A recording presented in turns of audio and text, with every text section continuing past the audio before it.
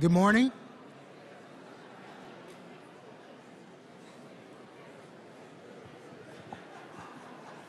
Good morning. I know there's still a few people in the lobby, but we're going to go ahead and get started. My name is Kerry Bowie, class of 94, MBA 06, and I am the chair of this year's Technology Day program and the Tech Day Committee. I would like to thank the Tech Day Committee for all of its work. So I want to thank Nate Ball, David Berry, Michael Goldberger, Nancy Lukish, Natalia Olive, and Ray Rothrock, as well as Lou Alexander from the MIT Alumni Association for helping to pull this program together. And while I am rolling off the committee this year, next year is my 20-year reunion, so I'm already looking forward to next year's program. First, I want to welcome President Rafael Reif to his first Tech Day program in his new role. And I want to thank the faculty members in advance for their presentations. I also would like to thank you, the audience here in Kresge, as well as the hundreds of you who are viewing online for joining us this morning, or possibly afternoon or evening for those viewing via the web. This is a quick housekeeping item for those of you actually here in Kresge. Please take a moment right now to silence that, I guess, mixed signal brain-like processing device in your pocket or your purse, your cell phone. So thank you for doing that so we can move on uninterrupted.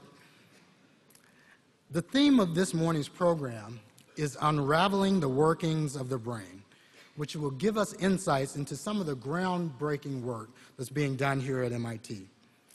So this theme resonates with the Institute's motto, or credo, of mens and manu. However, we are reminded that it is often mens and manu a core, or mind, hands, and heart, especially as we reflect on the outpouring of love and support following the loss of Officer Sean Collier, and we salute all of the brave men and women who serve and protect us every day in various capacities.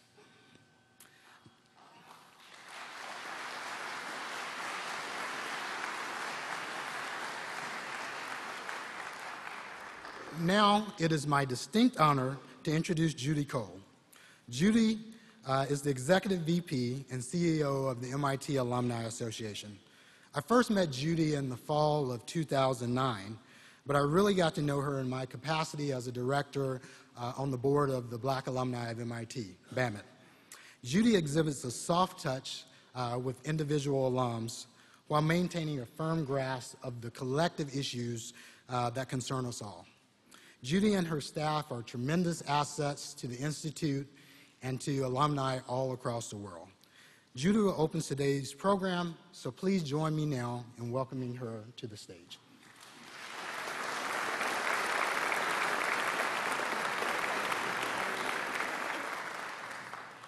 Thank you, Kerry, for that kind introduction.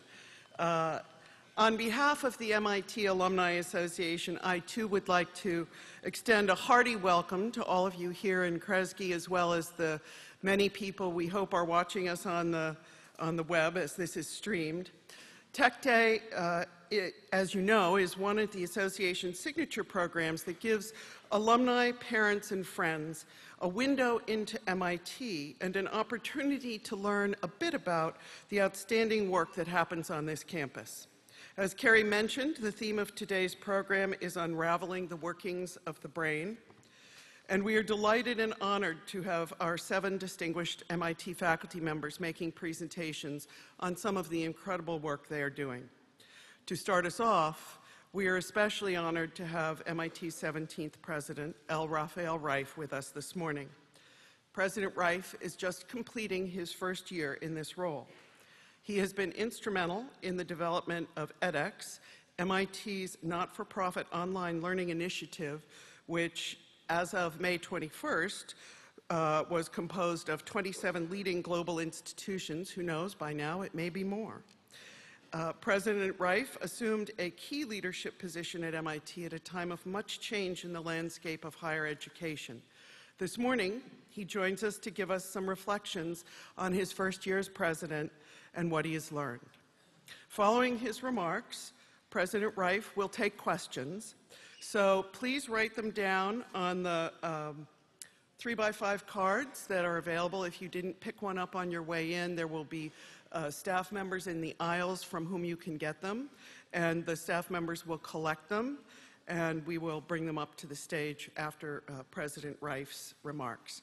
So please join me in welcoming President Rafael Reif.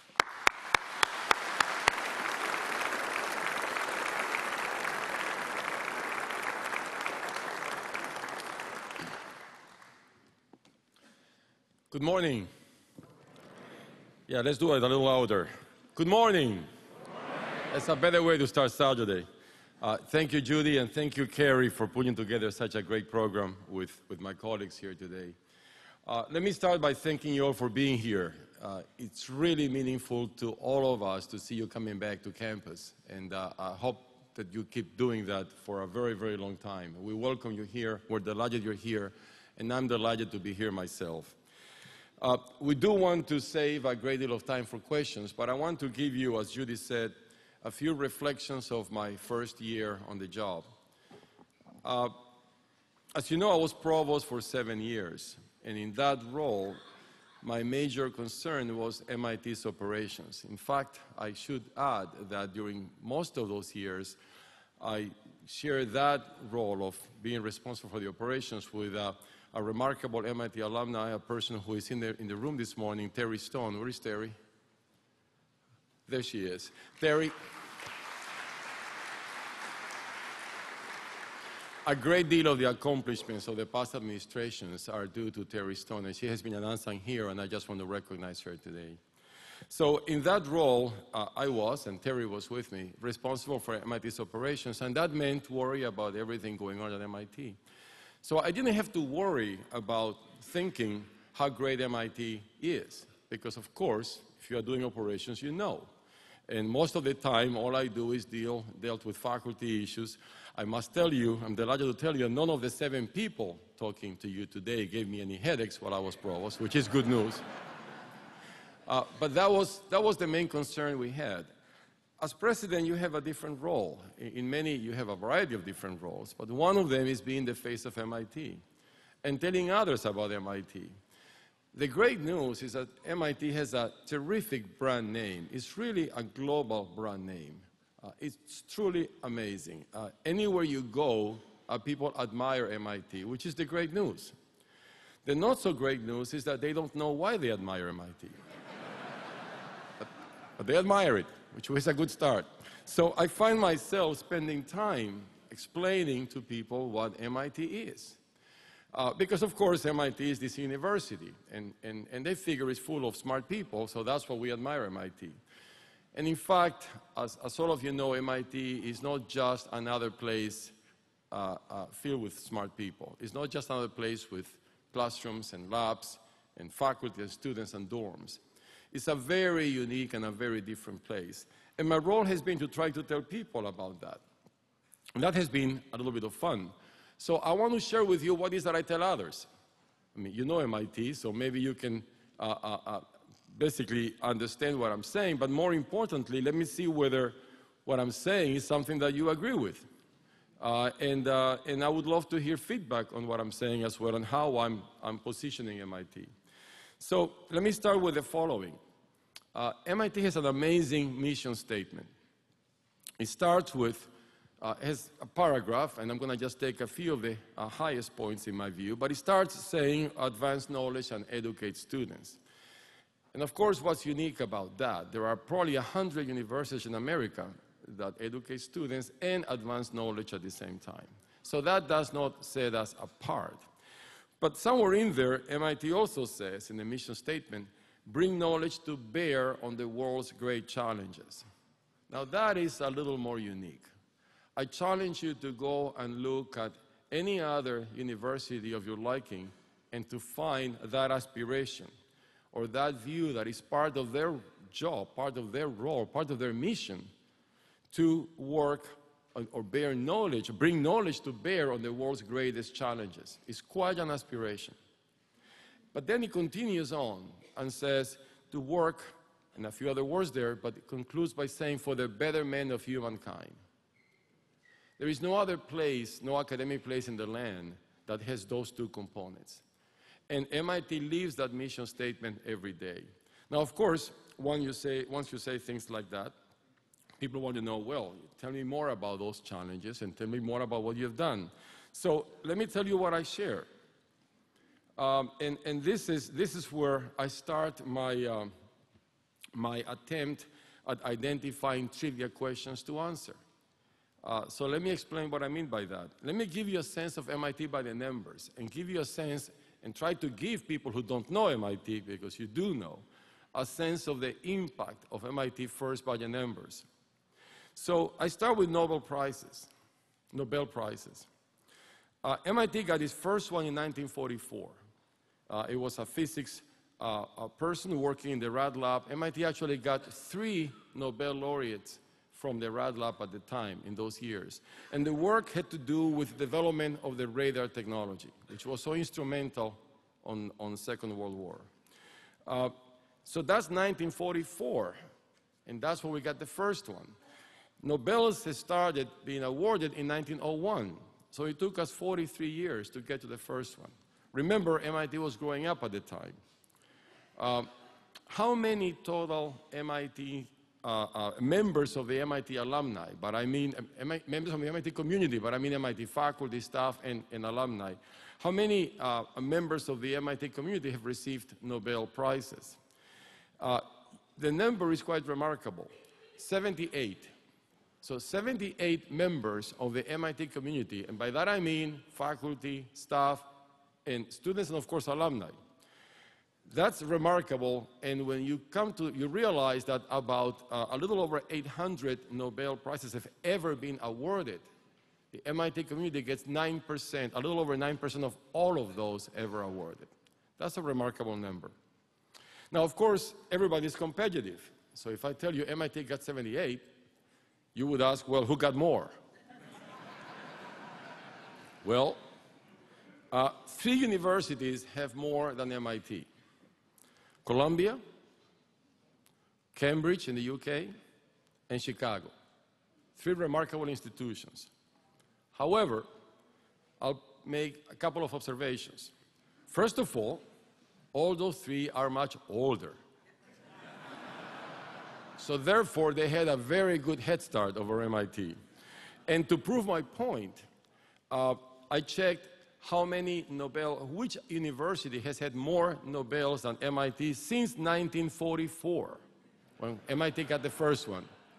You know how many? 0.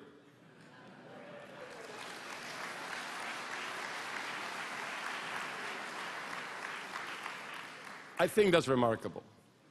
Now, since that year, since 1944, there are only 2 countries with more Nobel laureates than MIT.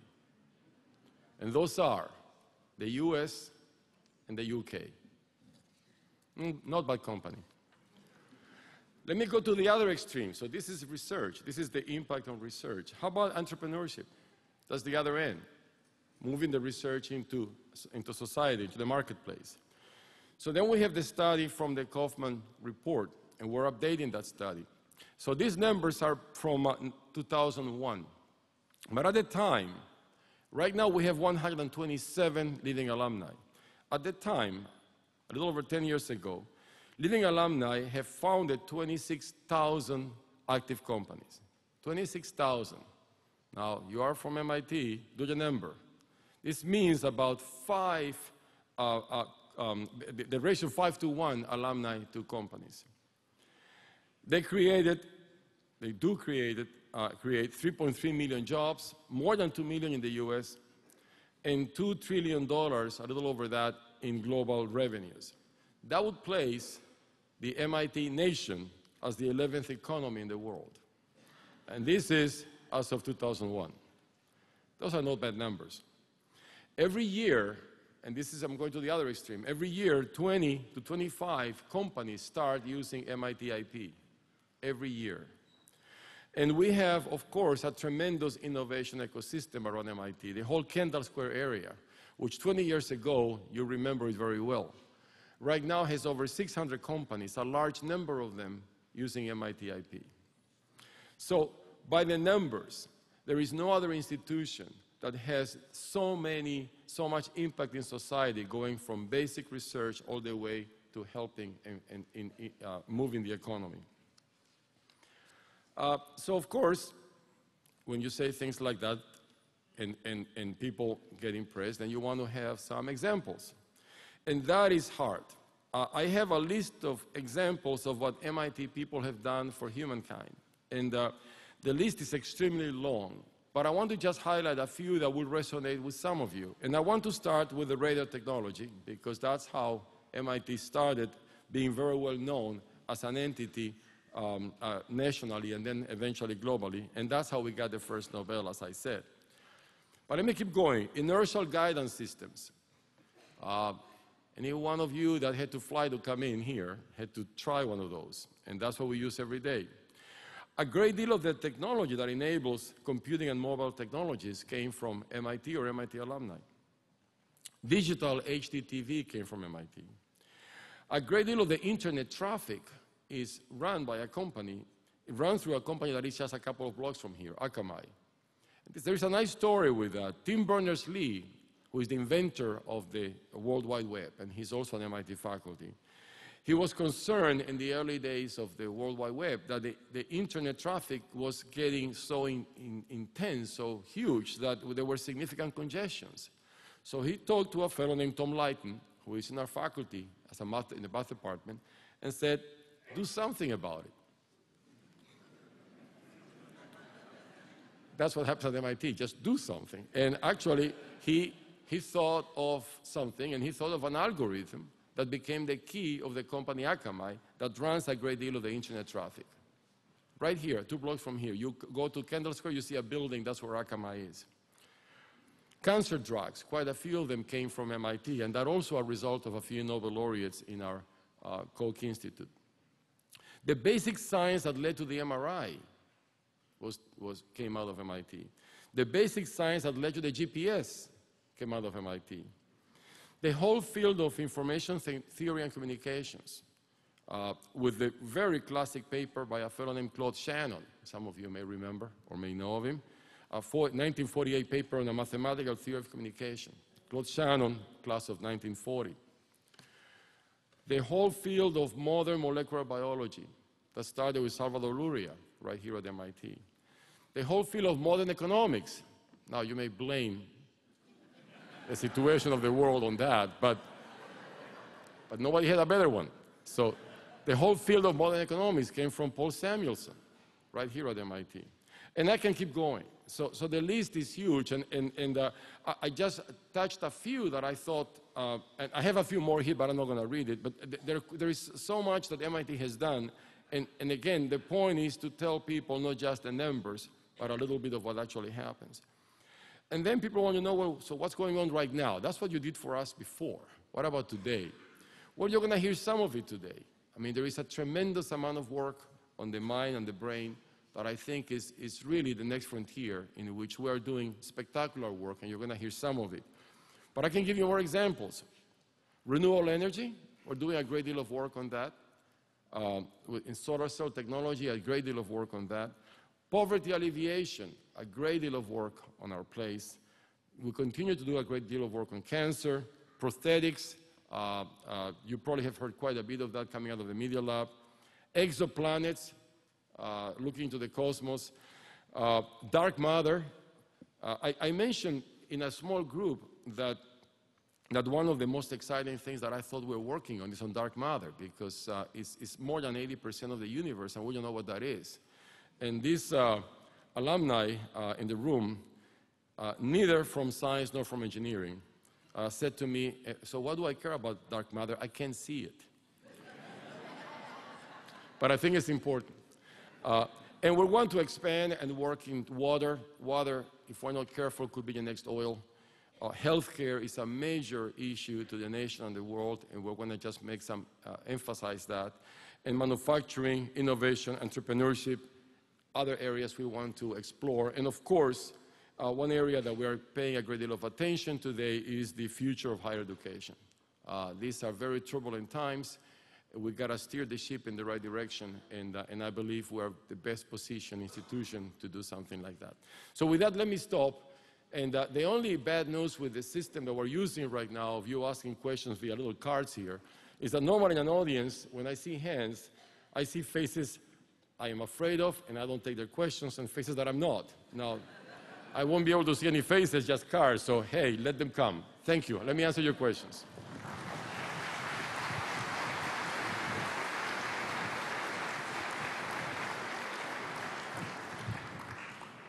So thank you, President Reif, for those remarks.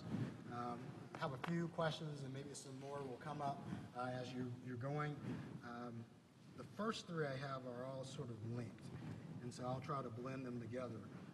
But what they're asking is about edX. No, please. So they want to know sort of the future of edX. When are degrees coming? What will it look like?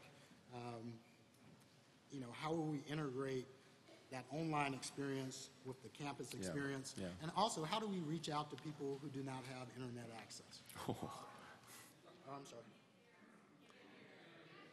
How do we reach internet people, I mean, edX, people who want to have edX access but don't have internet access? That was the last part of there. So the question had to do with edX, what's the future of edX, are degrees coming, and so forth and so on. That's a powerful and a very important question, and we're addressing that question right now. We have a task force of faculty, students. We have even a corporation advisory board helping us with those issues. But let me tell you my view real quick here. It's extremely important that we figure out how to integrate that new tool in technology into our campus. Our students are learning more and more using those tools, and we have to figure out how to integrate them. Let's also remember that the most important part of MIT, the most important aspect of an MIT education, which is a tremendous value added that we have over just about any other institution in the land, is what happens outside the classroom, the interactions of students with each other, the activities they do together. In fact, I had a story. I have a freshman advisee of mine last spring. She wanted to take an extra course. You know, we tell them that they should take only 4 subjects. You remember those days. And you normally ignore the advisor and take 5 or 6. So this was no different with this student in her second semester freshman year. She wanted to take this extra subject that she was enchanted with, and that's what she wanted to major in. And I said, fine, if you want to try, just go right ahead. She insisted so much. 3 weeks later, she came to drop the course. So I asked her, but I thought that's what you wanted to major in. Oh, yes, I do.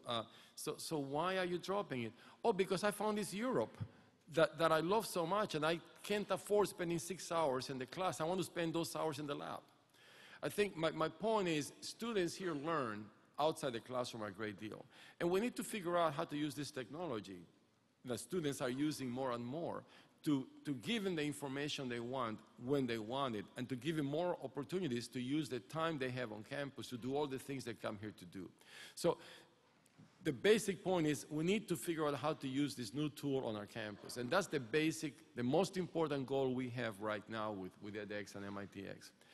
However, there is something interesting going on right now, that as we knew from OpenCourseWare, and we have a history of over 10 years with OpenCourseWare, with more than 100 million global learners.